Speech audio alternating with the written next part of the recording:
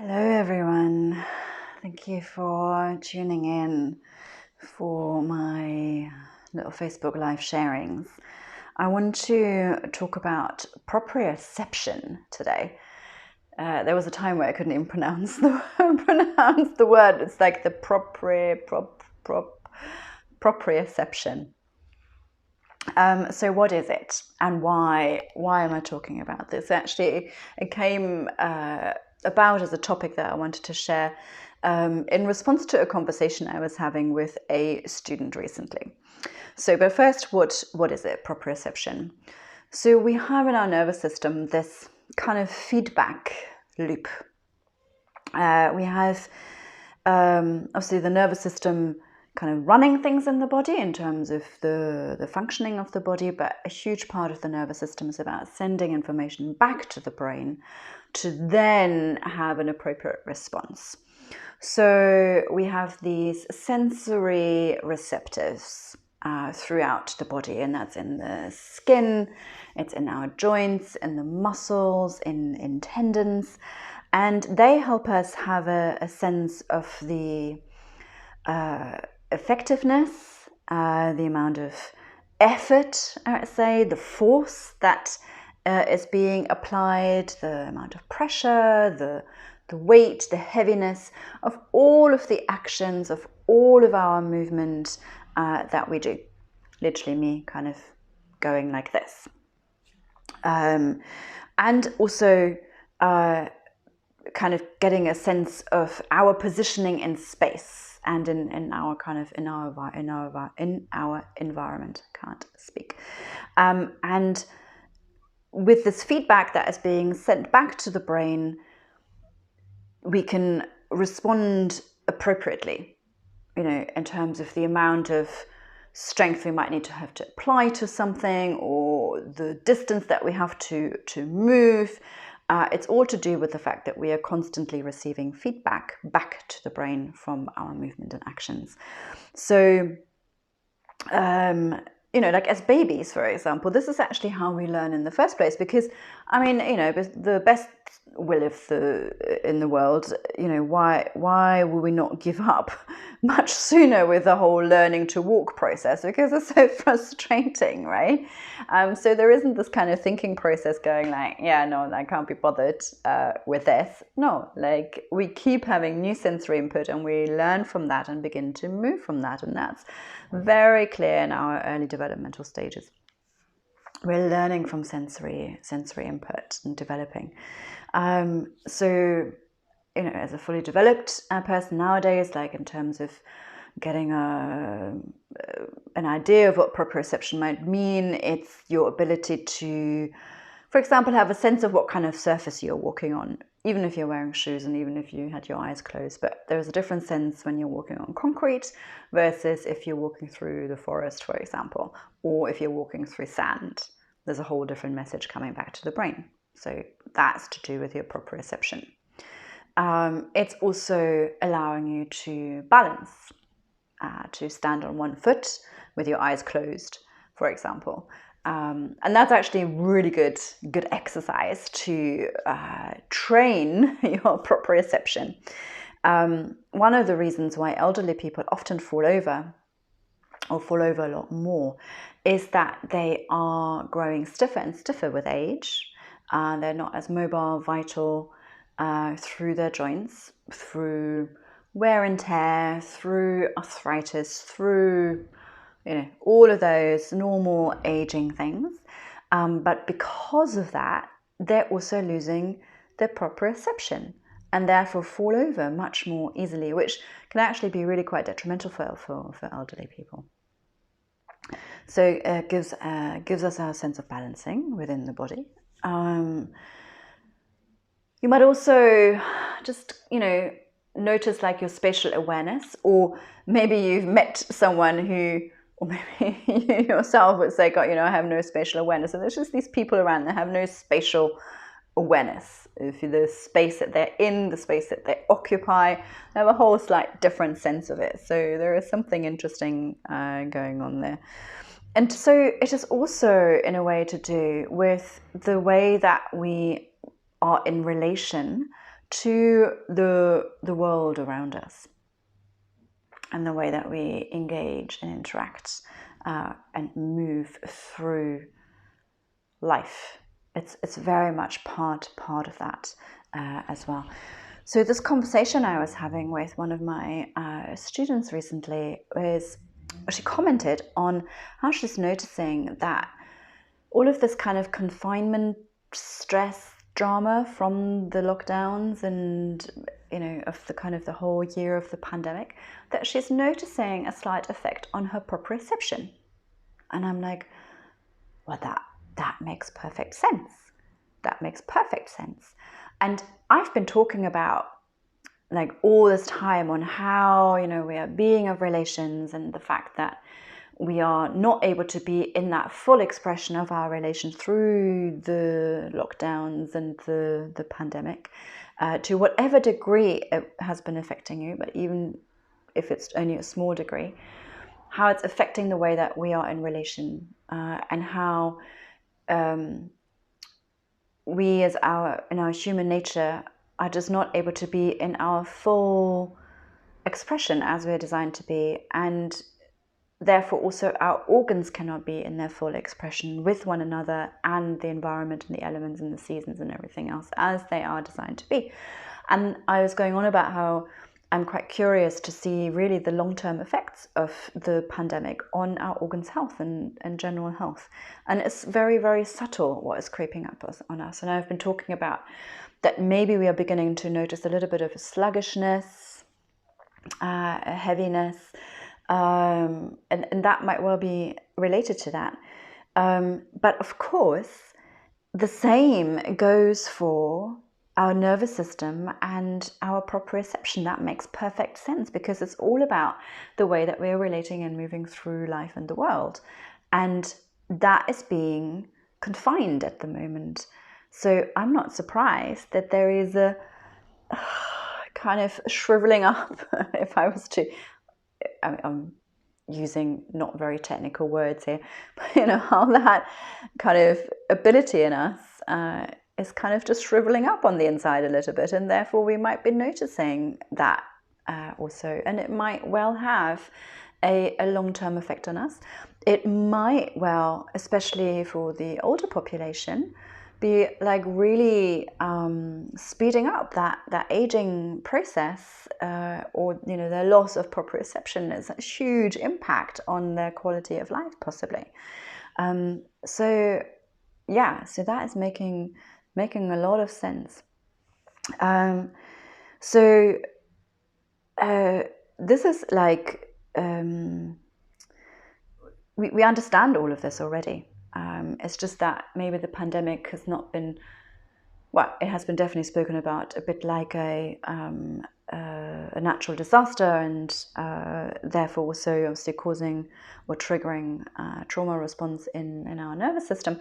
But it's also, for most of us, been just kind of so subtle, and so maybe we're not really thinking like it's causing a big trauma in our system as such. But let's look at what a trauma response in the body actually creates. So, when somebody is suffering from chronic stress or traumatic stress, it leads to a dysregulation of what is called I wrote it down here, so making sure I really don't give you wrong information here. And you should look it up around somatic experiencing. It's really interesting and very simple the way it's explained. The core response network.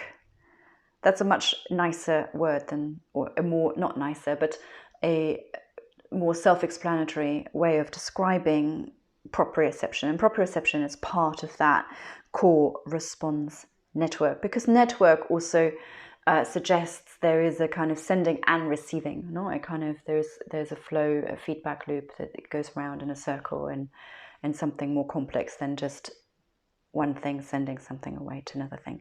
So there's this whole response system in the body, proprioception being part of that. And we already know that a traumatic experience, a chronic traumatic kind of stress stimulation can really highly dysregulate that. And we often observe dissociation as a symptom in people who might not have fully processed their challenging experience. This is like a real sort of natural disaster example, but it was in my mind making this so clear. I was watching a seminar with Peter Levine, the founder of somatic experiencing, and he just has so many case studies and so many stories over the lifelong of experience and the work that he has done. And he was talking about how his team was a first response kind of team in after an earthquake. Now I actually can't recall exactly where it was, but a big earthquake disaster. And they observed that quite a lot of children of a young age, but who were already at an age of walking and moving around, like 3-4-year-olds, just suddenly stopped to walk. They literally just refused to stand up and walk. And you're like, okay. And so the team went in and worked with these guys, and they actually filmed one of these sessions, and it was most extraordinary. Just about 45 minutes working with this kid of tapping back into sensation, sensory input, and proprioception, and just rewriting the story there of the trauma experience to, yes, this feels fine, this feels safe, there is movement, I can do this, like almost remapping, reminding the nervous system.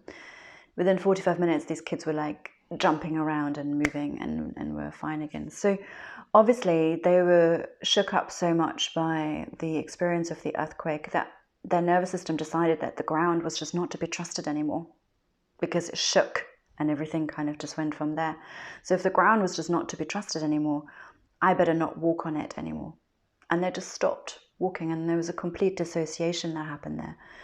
And so with somatic experiencing, this is something that they fundamentally work with, that kind of rewriting of that story back to the story of health, to tune back into the true sensory input and being able to actually discern and discriminate that properly of what's happening, that it is a perfectly safe sensation to walk on the earth. And so the whole proprioception of our nervous system plays a huge part in that work. And obviously, if we are talking of trauma with a small t, of chronic stimulation of that trauma response in our nervous system, of an accumulation of lots of smaller stories that are building up, or maybe the fact that maybe we have moved on and compensated in some kind of way because it was really in the past, but there are lots of kind of new little patterns that were written into our body and our nervous system. It might be a little bit more subtle than refusing to walk, but that dissociation is actually still often very noticeable in people. All the way to, it doesn't even need to necessarily be a traumatic experience that we're dealing with, but just alone, so this therefore affects all of us, the fact that we live, most of us, Western lifestyle anyway, in a concrete world. And we wear shoes, we sit on chairs, a lot of things that our human nature isn't really designed for at all. I had this discussion last night with some friends about the whole development of how communication works, and how that is taking away that natural innate need for expression and relation, sending kind of abbreviated text messages and emojis. So there's a lot of conditioning that's happening just simply through the modern lifestyle and development. And that is constantly numbing down and suppressing our innate intelligence, our innate ability to relate, our innate connection to sensation, our truthful interpretation of sensory input. The norms get shifted, things become habitual, patterns are written into our tissues and into our nervous system that literally shift the bar of where the norm is. And all of that is also a degree of dissociation and a numbing down of our proprioception. That lack of really discriminating and discerning what the true sensory input actually really is. So we're kind of all suffering from this, and the fact that this is happening to literally our biology, just throughout a perfectly normal, happy day, even, basically just also numbs down and reduces our innate resilience bit by bit. It sort of chips away on it. It numbs down and reduces bit by bit our innate ability to respond organically and naturally, to adapt, to compensate, to adjust, which our bodies are designed to do marvelously. But because this innate intelligence that proprioception is part of is being constantly numbed down and conditioned in some kind of way and pushed around and zigzagged and jarred and stuck into place and confined and shriveled up, or whatever way you want to imagine this, we are much less resilient than we are designed to be. So that also means that there is a much greater sort of surface suddenly available for chronic conditions to grab hold of, or chronic pain to manifest, which is a whole other story, I guess. For it to spread way more easily through the whole of the body, because we've just lost that innate intelligence. And it also means that we are not quite as fully as we could be in the information of health that is available and there in our blueprint, because it's all sort of covered up by the new conditioned patterns. So proprioception is something really important to nurture and to support, to ignite, to stimulate, to create space, a safe space to come back to. Obviously there's also a whole bunch of protection mechanisms at play.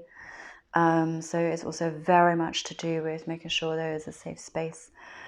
And so the way it relates to Thai massage and to giving treatments and doing body work is obviously that we are stimulating sensory input from our touch. But even more so, which is something I absolutely love about Thai massage, the fact that it's not only touch, but also movement. We're taking people through the full range of movement through their joints. There's twists happening. There is rocking happening. There is tuning into our natural rhythms of the whole organism happening.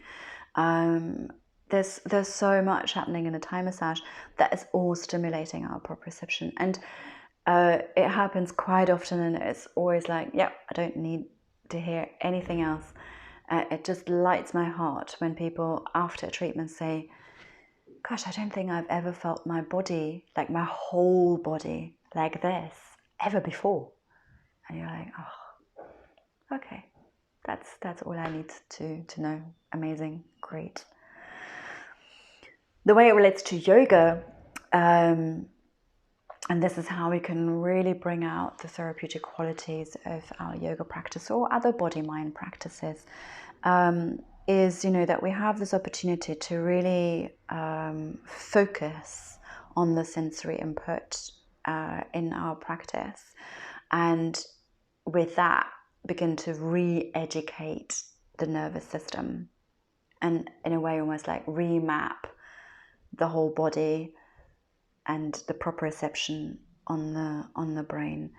And there's a bunch of different things. These are just some examples of what I might play with in the way I give my instructions. So here's the thing that quite often, and I'm just going to talk about yoga now, and I mean there's kind of similar, same examples, obviously also in other modalities, but you know, there's so many instructions that are kind of going top down over the head. So it's kind of, you know, place your feet in parallel, an inch away from your sit bones, push down through your feet and lift your pelvis up to come into bridge pose.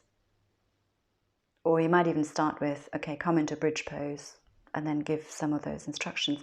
But that's completely just a kind of top-down instruction. You're not really talking to the body in any shape or form. You're not encouraging any real sensory awareness of what's happening. And I think we have such great, extraordinary potential in the way that we share the yoga practice with people. So something that I really like to play with is so come into this pose, do a couple of cat-cows, and just check in what that feels like now. And it doesn't need to be technical, but just explore for yourself and take a little snapshot of that. And then I might do something else, and then I get them back into cat pose and say, okay, so just go through your cat and cow again and feel how that might be different now. So you can do this kind of before and afters, you know, so maybe do a twist, see how far you can go. And then we do a little trick and do something, really exploring, you know, the structural support through the body, way of resting more or struggling less, or whatever it is that you might want to play with, releasing some fascial tension, whatever it might be. And then you come into a twist again and you have a look at like, oh, like that all feels very different. So there's a real getting a sense of it in your body before and after. And taking lots of breaks between little sequences, poses, exercises, techniques, whatever it is that you're kind of exploring, and say, okay, just take a moment, pause, take a breath, and just check how that feels in your body. And maybe you want to highlight a few particular areas where maybe it's more likely that they feel something, but don't prescribe what they should be feeling, because you cannot possibly know what it feels like in their body. So this is a whole other thing, you know, it's like feel this happening and feel that happening. I'm like, I'm not feeling any of that. I'm feeling quite dizzy right now. Or, you know, people might feel literally the opposite. So please leave it up to the person to feel what they feel. The other thing that I really like to do is to, you know, for people to really find their most organic, supportive, most comfortable positioning and placement. So I'm not a fan of saying, you know, take your feet so far apart, align your heel with the instep of this, place your hands like this, spread the fingers as wide as... No, it's kind of none of this is really helpful, because every body is very different, and therefore it never is a one-size-fits-all situation. Plus, it is in no way stimulating or activating that sensory input understanding. So instead, what we could try and do is just help the body even figure out whether I'm kind of a little bit collapsed. So how can I do that? So why, you know, everybody could just have a go at being the really lazy cow, like just be not yogic. Just, you know, don't worry about me telling you off. Just go and be like really heavy and observe what that feels like. What's that like? Do you like it? Is this like your happy place because you go, oh yeah, this is kind of nice? Or is this like, oh my God, this is like so heavy, or it's painful? I don't know. And then go into like superhero mode. Like maybe you're one of those, I'm ready to go. I'm superhero yogi. Maybe that's your happy place because that's your tendency. So you could just take people through the whole spectrum of possibility there and get a sense of what that is like in your whole system. How does that make you feel? So firstly, you'll get an idea of what your tendency might be. So mine would definitely be on the lazy side, not so much on the side, but other people are. Or they're on the side of just sort of pulling themselves away from the ground all the time. Like they will find it really difficult to just give into the ground. And so through real kind of sensing of that, we're processing of where we might be at, which our tendency is, what is our pattern.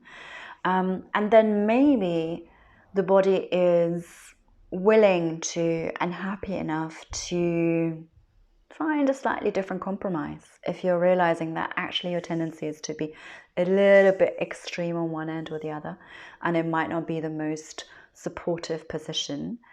And so bit by bit, the body can begin to negotiate that and find that place where there is, just enough effort, but not too much, and you're more restful. Everything becomes a bit quiet in the body. It's more comfortable. It's more supported. As an example, we can try and encourage the body to really look for that place that is more comfortable. And it's also really good to keep reminding the body and giving complete permission to say, this does not feel okay. And as soon as it does not feel okay, go ahead and change it, so that you're really supporting people in their safe space, in a comfortable space. And it's important that we find ways to help the body to really get a sense of the qualities of comfort and support. What does that actually really feel like?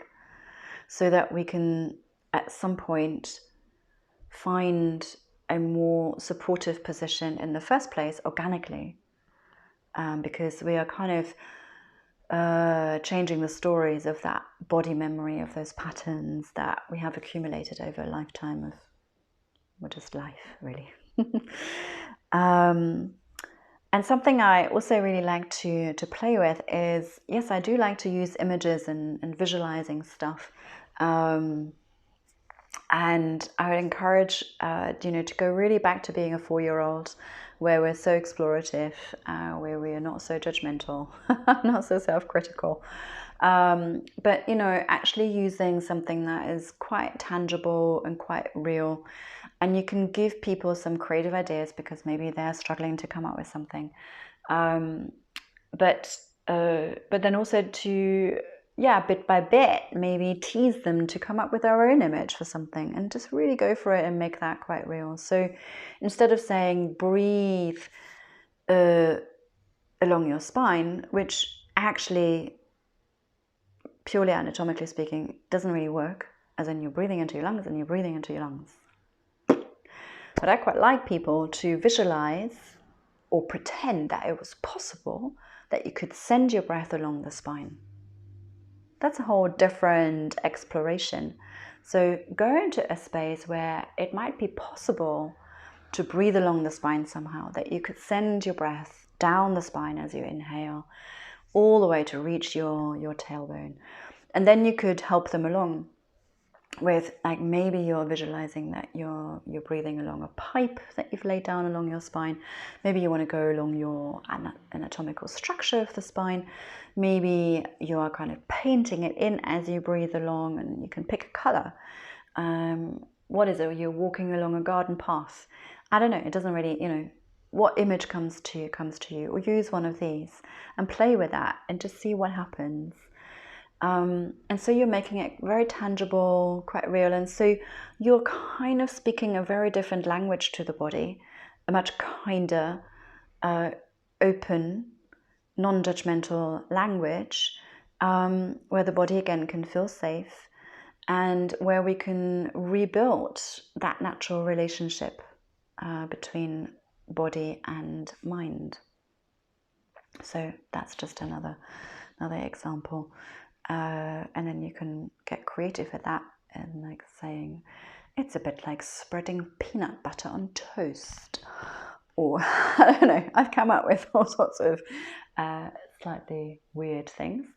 And just as a little side note, going back to the fact that obviously dissociation can very often have obviously a non-processed trauma at the root of it. And so we also need to be very mindful of the language that we do choose, and the images that we use, and to make sure that they are appropriate. So there's a whole story around the language that we use for sure. So we need to really be very observant and listen to the responses there, and tune into the right kind of language that we choose there. So yeah, these are kind of my thoughts. I thought this is kind of quite an interesting topic. So we are only very slowly coming out of lockdown here in Lisbon, but very, very soon I will be available for treatments again, and I cannot wait to get my hands on bodies again. So for those of you who are based in Lisbon, keep an eye out. I will announce when I'm available again for treatments, and I really cannot wait. In the meantime, of course, I'm still working a lot online, and I will continue doing that. Although we will hopefully also very soon open the studio again, and again also can't wait to share the practice in person. But the online work will continue. I will continue with at least some of my classes online. I will continue doing the workshops, weekend events, to explore all of this in our practice online. So yeah, feel free to keep an eye out here in this place on Facebook, or sign up to my newsletter if you like, or take a look on my website under /workshops, where all of that will always be announced in due time. And yeah, we're also looking forward to seeing you on the mat in this exploration of the practice. Thank you so much for tuning in today, for watching this on replay. As always, I would love to hear your thoughts, your questions, your personal experiences of this. Have you noticed anything to do with your proprioception, maybe around the pandemic or in general, like how it's kind of relating to stuff that's going on in your life? If you feel like sharing any part of your story, also be absolutely amazing to hear. Comment please below, and it would be great to have that conversation. But for now, thank you so much for watching, and take care. Bye for now.